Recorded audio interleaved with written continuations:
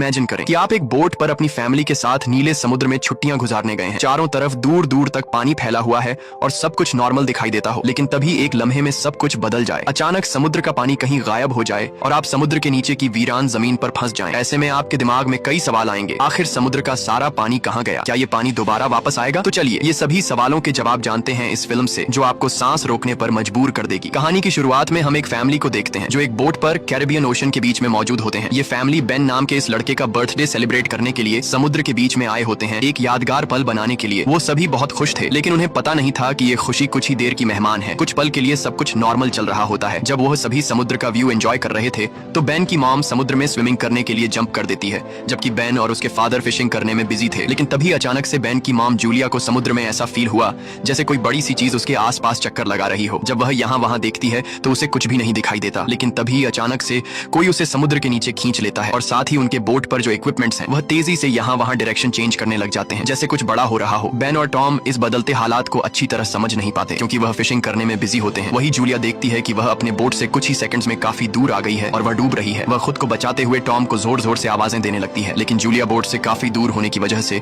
उस पर किसी का भी ध्यान नहीं जाता और यहाँ पर जूलिया को फील होता है कि समुद्र का पानी तेजी से पीछे की तरफ जा रहा है। जूलिया अपनी बेटी कैसी को आवाज देने लगती है, लेकिन कैसी हेडफोन लगाकर सनलाइट एंजॉय कर रही होती है। बेन, कैसी और टॉम को बिल्कुल भी नहीं पता होता कि जूलिया स्विमिंग करने समुद्र में उतरी है। जूलिया धीरे धीरे उनसे और दूर होती जा रही थी, लेकिन तभी खुशकिस्मती से टॉम को हल्की सी जूलिया की आवाज सुनाई देती है। वह जूलिया को देख लेता है और टॉम उसे बचाने के लिए फौरन पानी में जंप कर देता है। दूसरी तरफ बेन बोट का इंजन स्टार्ट करके उनके पास ले जाता है। लकीली टॉम जूलिया को डूबने से बचा लेता है। जब वह बोट के करीब पहुंचते हैं तो उसके बाद बेन और कैसी उन दोनों को बोट के ऊपर खींच लेते हैं और इस तरह से जूलिया की जान बच पाती है। अब बोट पर टॉम अपनी बेटी कैसी पर गुस्सा करता है। वह कहता है कि तुम्हारा ध्यान कहाँ था? मैंने तुमसे कहा भी था कि जब तुम्हारी मॉम स्विमिंग करने समुद्र में उतरेगी तो तुम्हें उस पर नजर रखनी है। कैसी सॉरी करती है और कहती है कि मैंने हेडफोन पहन रखे थे। खैर, अब जूलिया सेफ थी। टॉम कहता है कि अब कोई भी बिना बताए स्विमिंग करने नहीं जाएगा और अगर कोई जाएगा भी तो पहले किसी न किसी को इन्फॉर्म करेगा। वो सभी टॉम की बात पर अग्री हो जाते हैं और अब रात होने वाली होती है, इसीलिए वह सब बेन की बर्थडे सेलिब्रेट करने के लिए तैयारी करने लगते हैं। रात को बर्थडे सेलिब्रेट करने के बाद कैसी के बॉयफ्रेंड का वीडियो कॉल आ जाता है। कैसी उसे बताती है कि वो सभी बोट में काफी एंजॉय कर रहे हैं, लेकिन उसका बॉयफ्रेंड कैसी से कहता है कि तुम सभी को जल्दी से सरफेस पर आना चाहिए। यहाँ टीवी में बता रहे हैं कि कुछ बहुत ही बड़ा होने वाला है जो पूरी दुनिया के लिए बहुत ही अनयूजुअल होगा।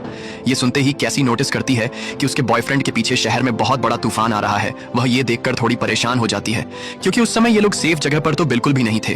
वह उससे और भी बातें करने लगती है कि तभी अचानक इन दोनों का कनेक्शन कट जाता है। ये बात वह जाकर अपनी मॉम डैड को बताती है, जिसके बाद ये लोग अपनी बोट की सेफ्टी चेक करने लगते हैं। जो चेक करते हुए ये लोग नोटिस करते हैं कि उनके बोट के आसपास बहुत सारी वेल और शार्क फिश मंडरा रही हैं, जबकि इस एरिया में वेल्स या फिर शार्क मछली बिल्कुल भी नहीं पाई जाती है। टॉम एक ओशन एक्सप्लोरर था, इसीलिए वह जानता था कि वेल या शार्क ऐसा किसी बड़े भयानक तूफान के आने से पहले ही करती हैं। आने वाले भयानक तूफान का अंदाजा तो हो ही चुका था, लेकिन उससे पहले उन्हें शार्क से निपटना था। उससे पहले कि वह कुछ कर पाते तभी इस दौरान उनकी बोट को एक जोरदार झटका लगता है। वह सभी बहुत घबरा जाते हैं। टॉम समझ जाता है कि बोट के निचले हिस्से के साथ कोई बड़ा क्रीचर टकरा गया है, जिसे चेक करने के लिए टॉम नीचे पानी में जाता है। वह देखता है कि बोट के नीचे बहुत बड़ा डेंट आ चुका है, जो कि जरूर किसी बड़ी शार्क ने दिया था। ये चेक करने के बाद जब टॉम वापस ऊपर आता है तो उसके कंधे पर बहुत ही गहरा चोट आया होता है। ये देखकर जूली उसके जख्मों पर स्टिचेस लगाती है। यहाँ पर टॉम अपनी फैमिली को बताता है कि शार्क के दिए इस डेंट की वजह से इंजन खराब हो गया है, अब हम बोट को आगे नहीं ले जा पाएंगे। वह सभी समुद्र के बीचों बीच फंस चुके हैं और अब उनके पास सिर्फ यही ऑप्शन रह गया था कि यह किसी को मदद के लिए बुलाए। लेकिन केसी जब बाहर मदद के लिए कॉल करने के लिए आई तो सिग्नल भी नहीं थे। उनकी बोट का कम्युनिकेशन कोई भी सिग्नल पकड़ नहीं रहा था। वह सभी बहुत परेशान थे कि अचानक से यह सब कुछ बंद क्यों पड़ गए। अब इस मुश्किल वक्त में टॉम अपने खाने पीने का सामान चेक करता है। उनके पास सिर्फ 4 दिन तक का खाना था और कुछ भी नहीं, लेकिन जिंदा रहने की एक छोटी सी उम्मीद उन्हें इस बात की थी कि यह लोग एक शिपिंग रूट पर थे और यहाँ से कोई ना कोई शिप इन्हें गुजरते हुए देख लेगा, जिसके बाद वह इसे बचा लेंगे। अब उनकी इन्हीं बातों के दौरान उन्हें बाहर से एक जोरदार आवाज सुनाई देती है। जब उन्होंने बाहर जाकर देखा तो एक बड़ा सा मीटियोरॉइड इन्हीं की तरफ आ रहा था। वह उनकी शिप से टकरा सकता था और उससे बचने के लिए टॉम जल्दी से अपनी बोट का इंजन स्टार्ट करता है, लेकिन वह जानता था कि अगर उसने ऐसा किया तो उसकी बोट बर्बाद हो जाएगी और ऐसा ही होता है। उनकी बोट का इंजन पूरी तरह से डैमेज हो गया, लेकिन उनके पास कोई दूसरा ऑप्शन था ही नहीं। अगर वह इंजन स्टार्ट करके बोट को आगे नहीं ले जाता तो वह मीटियोरॉइड सीधा इनसे टकरा जाता। टॉम देखता है कि आसमान में से गिरने वाली ये ऑब्जेक्ट्स असल में सैटेलाइट थी, इसीलिए अचानक रेडियो और टेलीफोन्स के सिग्नल्स ने काम करना छोड़ दिया है। वह सभी इस हादसे से पूरी तरह संभल नहीं पाए थे कि तभी एक दूसरा मीटियोरॉइड भी उनकी तरफ बढ़ने लगा। अब अपने आप को बचाने के लिए ये लोग कुछ और कर नहीं सकते थे, इसीलिए ये बोट के निचले हिस्से में जाकर लाइफ जैकेट पहन लेते हैं ताकि अगर बोट पलट भी जाए तो वो सभी पानी में डूबे नहीं। जब वह बोट के अंदर होते हैं तो बोट बहुत ही तेजी से झटके खाने लगती है। वह सभी समझ जाते हैं कि अब यह लोग बच नहीं पाएंगे। तभी अचानक इन लोगों को एक जोरदार आवाज सुनाई दी और ये सभी बेहोश हो जाते हैं। जब इन्हें होश आया तो ये लोग पाते हैं कि ये लोग जिंदा थे। हालांकि इन्हें चोटें जरूर आई थीं, मगर हैरानी की बात यह थी कि अब उनकी बोट के अंदर कहीं छोटी बड़ी सुराखें हो चुकी थीं, लेकिन उससे पानी अंदर नहीं आ रहा था। अब जब यह पूरी फैमिली अपने बोट से बाहर आकर देखती है तो यह नजारा देखकर वह सभी हैरान रह जाते हैं। वह देखते हैं कि उनकी बोट के नीचे पानी ही नहीं, उनकी बोट के आसपास जमीन पर मछलियां पड़ी थीं और उनकी बोट एक वीरान पहाड़ी इलाके में थी, जैसे यह लोग किसी दूसरी दुनिया में आ गए हों।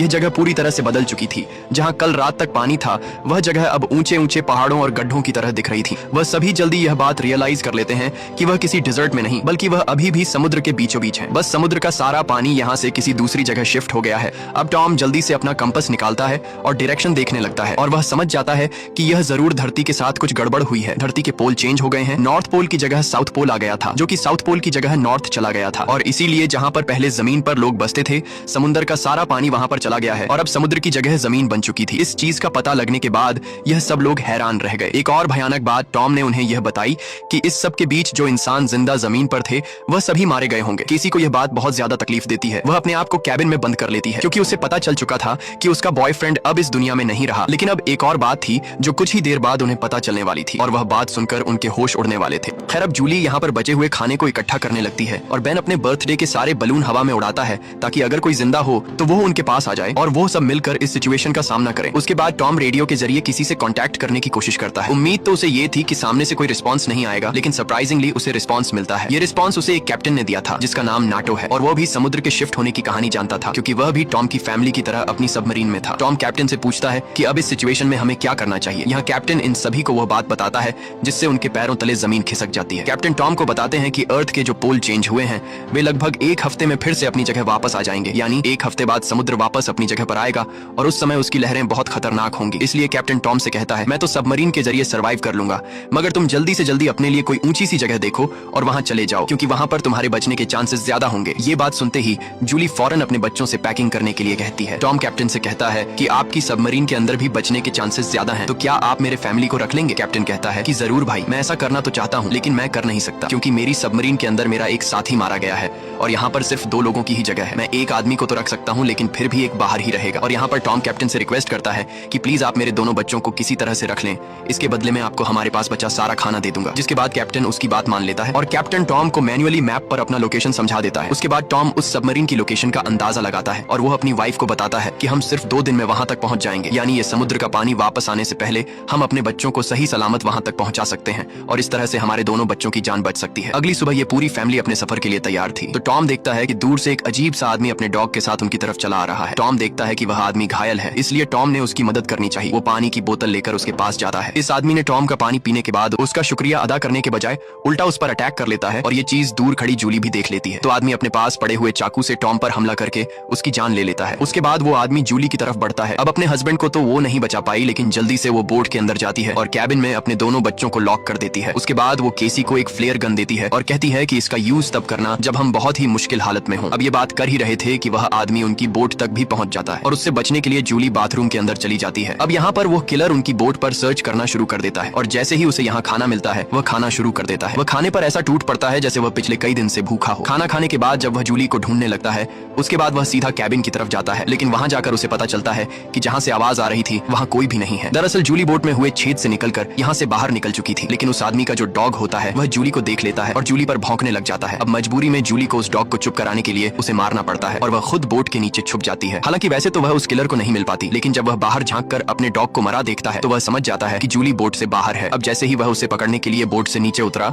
तो जूली वापस बोट के ऊपर जाकर एक टूटे हुए शीशे को अपना रास्ता बनाते हुए फिर से बोट के अंदर आ जाती है। लेकिन थोड़ी देर में यहाँ पर जूली उस आदमी के हाथों पकड़ी जाती है। वह उसे उसके बालों से पकड़ के उसे मारने लग जाता है। वह जूली का गला दबाने लगता है। अब वह किसी तरह से खुद को बचाने के लिए उस किलर से लड़ने लगती है। कैसी जो ये सब केबिन से देख रही थी उसे याद आता है कि ये फ्लेयर गन यूज करने का अच्छा मौका है। वो फ्लेयर गन चला देती है जिससे आदमी दूर जा गिरता है, लेकिन उससे ज्यादा कुछ नहीं होता, बस उन्हें भागने का मौका मिल जाता है और बोट में आग भी लग जाती है। अब जूली जल्दी से अपने दोनों बच्चों को बचाने के लिए उस बोट से बाहर निकल जाती है। बोट से निकलते वक्त वो किलर एक बार फिर से जूली पर हमला करता है, लेकिन इस बार जूली उसे लात मारते हुए पीछे गिरा देती है। बाहर जाने के बाद कैसी और बेन अपने फादर की डेड बॉडी को देखकर रोने लगते हैं। उन्होंने इस सब की बिल्कुल उम्मीद नहीं की थी। बेन अपने पिता की मौत का खुद को जिम्मेदार ठहराता है। वो कहता है कि न मैं वो बलून ऊपर छोड़ता और न ही आदमी उन्हें देखकर यहाँ आता। अब यहाँ पर जूली भी अपने हस्बैंड से लिपट कर रो रही थी कि तभी वो देखती है कि वो किलर उनकी जलती हुई बोट से बाहर निकल आता है और अब उनके लिए यहाँ पर रुकना सेफ नहीं था, इसीलिए वो अपने दोनों बच्चों को लेकर यहाँ से भागती है। कुछ ही देर बाद बाद उनकी जलती हुई बोट ब्लास्ट हो जाती है। भागते भागते ये लोग काफी थक चुके थे,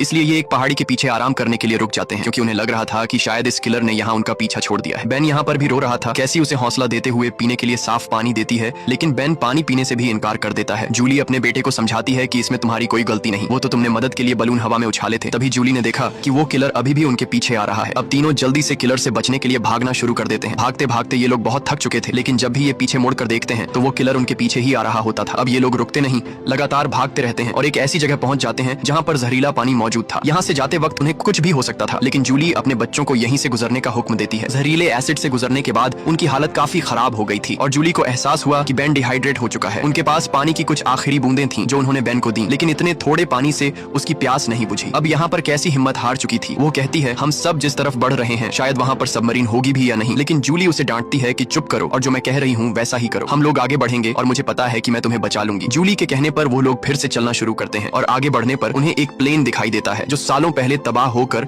समुद्र में गिर गया होगा। ये लोग प्लेन के अंदर छिप जाते हैं और जूली एक आखिरी बार अपनी फैमिली फोटो देखती है जो उन्होंने कल रात ली थी। उस फोटो को देखकर सभी लोग टॉम को याद करते हैं। इन तीनों को यकीन नहीं हो रहा था कि एक ही दिन में उनके साथ क्या से क्या नहीं हुआ। अब रात काफी हो चुकी थी और ये लोग थक भी चुके थे। कैसी और बेन सो चुके थे। तभी किसी की आवाज से केसी की आंख खुल जाती है। वो बाहर देखने आती है तो देखती है कि वही किलर उनके पीछे आ रहा है। अब इन तीनों को इस किलर से हर हाल में जान छुड़ानी थी, इसीलिए कैसी उसी जगह पर बैठकर सोने का नाटक करती है। किलर समझता है कि वो सो रही है और जैसे ही वो अटैक करने आता है जूली मौका पाकर पीछे से वार करती है। इस बार जूली बहुत गुस्से में थी। वो उस पर इतने हमले करती है कि उसकी जान ले लेती है। आखिरकार उनका ये खतरा टल जाता है और जूली सुकून की नींद सो जाती है। सुबह जब वो उठते हैं तो देखते हैं कि किलर की बॉडी बहुत बुरी हालत में है। किसी क्रीचर ने उसे काट काट कर अंदर से खोखला कर दिया था, जिससे उन्हें अंदाजा हो गया कि यहाँ आस-पास खतरनाक जीव है। अब उन्हें जल्दी से वहां पहुंचना था जहां कैप्टन की सबमरीन थी। जूली अपना मैप देख रही थी। दूसरी तरफ बेन पानी की तलाश में भटक रहा था। आगे जाकर वो पानी देखता है और बिना सोचे समझे पीने लगता है। जूली ने मना किया था क्योंकि वो तालाब जहरीला था, लेकिन बेन इतना प्यासा था कि उसने जूली की बात न मानी। जूली उसे देखती है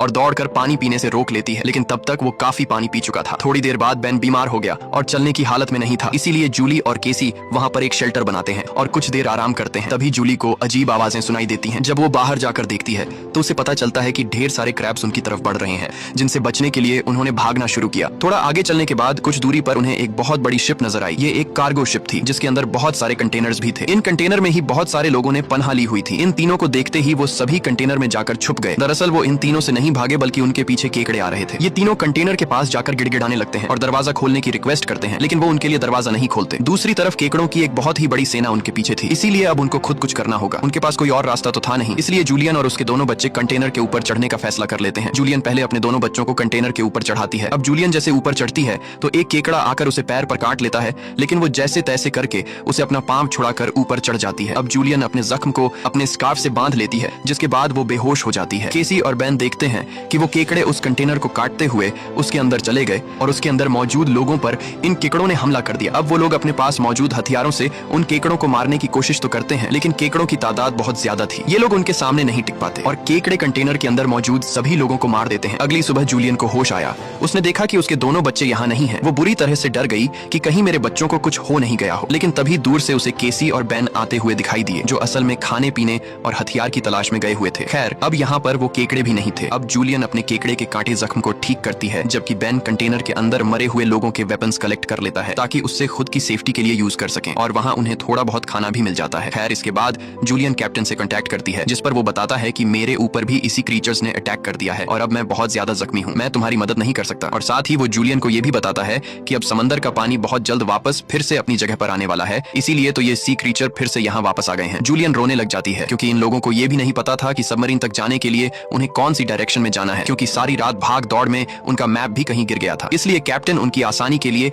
अपनी फ्लेयर गन से हवा में फायर करता है और बेन उसे देख लेता है, मगर वो जगह उनसे बहुत दूर थी। ये लोग तेजी से सबमरीन की तरफ बढ़ने लगते हैं, लेकिन अभी तक वहां तक पहुंचना नामुमकिन लगने लगा, क्योंकि वहां पहुंचने तक उन्हें एक चट्टानी रास्ते से गुजरना पड़ता है, जहां से गुजरते हुए उन्हें शायद फिर से उन केकड़ों का सामना करना पड़ सकता है, जिससे उनकी जान जा सकती थी। अब केसी को भी अपनी माँ पर तरस आने लगता है कि उनकी माँ का क्या होगा। कैप्टन तो हम तीनों में से मुझे और मेरे भाई को सबमरीन में रख लेगा, लेकिन जूलियन का क्या होगा, क्योंकि अब कुछ ही देर में पानी आने वाला है। जूलियन केसी से कहती है कि तुम्हें ये सब सोचने की जरूरत नहीं, जब हम सबमरीन तक पहुंच जाएंगे तो वहां डिसाइड करेंगे कि हमें क्या करना है, और कहती है कि चलो आगे बढ़ो। वहां से आगे बढ़ते हुए उनकी किस्मत उन्हें एक बार फिर से धोखा देती है। वहां पर लैंडस्लाइड होने लगती है, जहां जूलियन जो सबसे पीछे थी उसके आगे आकर एक बड़ा सा पत्थर गिर गया और वो वहीं पर फंस जाती है। अब केसी अपनी माँ के बिना आगे नहीं बढ़ना चाहती थी, लेकिन वो उससे कसम देती है कि तुम हर हाल में खुद को और अपने भाई को बचाओगी। अब इसीलिए केसी अपने भाई को लेकर आगे बढ़ने लगती है। जब वो लोग सबमरीन तक पहुंचते हैं तो उन्हें वहां पर कोई भी नहीं मिलता। ये दोनों जोर जोर से सबमरीन का दरवाजा खटखटाने लगते हैं, लेकिन तभी पीछे से कैप्टन आता है जो बुरी तरह से जख्मी था। कैप्टन ने बताया कि देखो, सबमरीन में 3 लोग बैठ सकते हैं और मेरे बचने के चांस बहुत कम है, इसीलिए अगर मैं सबमरीन में बैठकर पानी से बचते हुए ऊपर सरफेस तक पहुंच भी जाता हूं तब भी मैं नहीं बच पाऊंगा। ये बात सुनकर केसी जल्दी से वापस पीछे मुड़ गई और तेजी से जूलियन की तरफ आने लगी। वहां फिर से उन केकड़ों का सैलाब आने लगता है, जहां पर जूलियन अपनी गन से उन सबको शूट करने लगती है, लेकिन कुछ ही देर में उसकी बुलेट्स खत्म हो जाती हैं। अब इससे पहले कोई क्रीचर आकर उस पर हमला करता, केसी ऊपर से उसे हाथ देती है और आखिर उसकी मदद से जूली यहाँ से बाहर निकलने में कामयाब हो जाती है और यह लोग जल्दी से भागते हुए सबमरीन तक आ जाते हैं। अब यह लोग बिना ज्यादा वक्त गवाए सबमरीन के अंदर बैठ जाते हैं और वो भयानक केकड़े भी उनके पीछे आ जाते हैं। लेकिन तभी एक बहुत ही बड़ी भयानक समुद्री लहर उन्हें अपनी तरफ आती हुई दिखाई देती है, जो कई 100 मीटर ऊंची थी, दिखने में बहुत ही खतरनाक लग रही थी। वह तेजी से जोरदार तरीके से उनके सबमरीन से आकर टकराती है, जिससे यह लोग बेहोश हो जाते हैं। जूली को जब होश आया तो हैरानी की बात थी कि उनकी सबमरीन पानी में नहीं थी, बल्कि समुद्र की वह बड़ी लहर उनकी सबमरीन को बहाकर एक शहर में ले आई थी, जो कि पूरी तरह से तबाह हो चुका था, जिसे देखकर साफ समझ आ रहा था कि जमीन से अब इंसानों का सफाया हो चुका है। और बस यही सीन दिखाते हुए ये फिल्म खत्म हो जाती है।